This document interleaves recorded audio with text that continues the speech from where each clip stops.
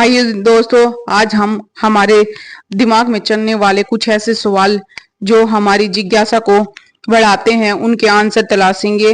Video को पूरा देखना। आपको बिल्कुल एग्जाम्पल के साथ सारे सवालों के जवाब आसान आसान भाषा में समझाए जाएंगे। जैसे पहला हमारा सवाल है, हवाई जहाज हवा में कैसे उड़ते हैं? जैसे हम पानी में तैरते समय अपने हाथों से पानी को पीछे धकेलते हैं और खुद आगे बढ़ते हैं, ठीक वैसे ही हवाई जहाज के पंख हवा को बहुत तेजी से पीछे फेंकते हैं, जिससे हवाई हवाई जहाज आगे भागता है। जब हवाई जहाज तेजी से भागता है तो पंखों की जो बनावट ऐसी होती है कि हवा के नीचे से जहाज को ऊपर की तरफ उछाल देती है, लिफ्ट करती है और जहाज हवा में तैरने लगता है।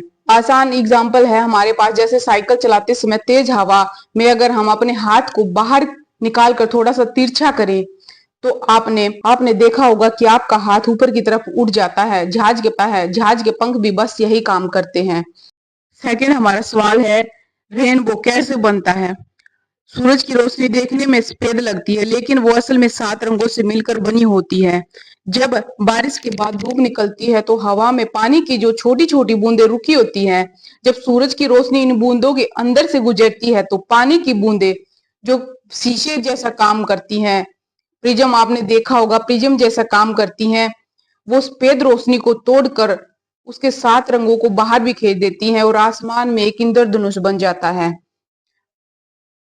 जैसे घर के शीशे पर धूप पड़ने से दीवार पर रोशनी चमकती है, वैसे ही पानी की बूंदें सूरज की रोशनी को चमका कर रंग बिरंगा बना देती हैं और 7 रंगों में उनको डिवाइड कर देती हैं।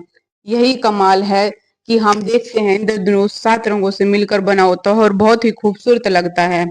और इंद्रधनुष हमेशा सूरज के अपोजिट डायरेक्शन में बनता है। हमारा तीसरा सवाल है, आसमान नीला क्यों दिखाई देता है?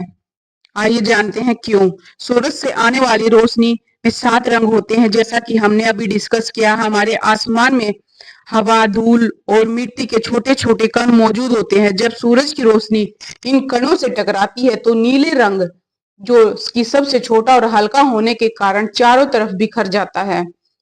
क्योंकि नीला रंग पूरे आसमान में फैल जाता है, इसलिए आसमान नीला दिखाई देता है।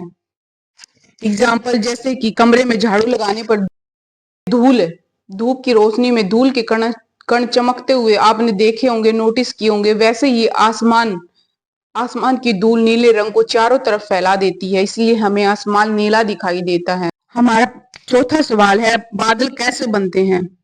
आइए समझते हैं। जब सूरज की गर्मी से नदी, तालाबों और समुद्र का पानी गर्म होता है तो वह अदृश्य धुआं भाप बनकर, आपने देखा होगा कि वो भाप बनकर आसमान में ऊपर उठने लगता है।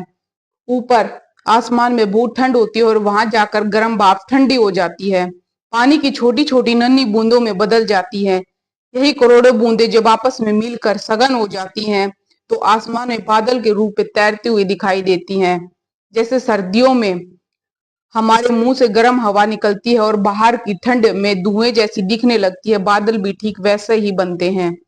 दोस्तों, आपको वीडियो समझ आ रही है? आपको आपको लगता है वीडियो आपके लिए यूजफुल है तो प्लीज, वीडियो बनाने में काफी मेहनत लगती है, अपना एक प्यारा सा लाइक जरूर दें और साथ ही चैनल को सब्सक्राइब कर लें। ताकि हमारा पांचवा सवाल था, बारिश कैसे होती है?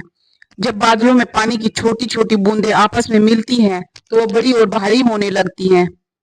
जब बादल बहुत ज्यादा भारी हो जाता है तो उन बूंदों का वजन वो संभाल नहीं पाता और पानी आसमान से नीचे गिरने लगता है। इसी पानी गिरने को हम बारिश बोलते हैं। हम एक उदाहरण से समझ सकते हैं। चाय बनाते समय पतीले के ढक्कन पर भाप जमा होने पर पानी बन जाता है और ढक्कन हिलाने पर टप टप नीचे गिरती है।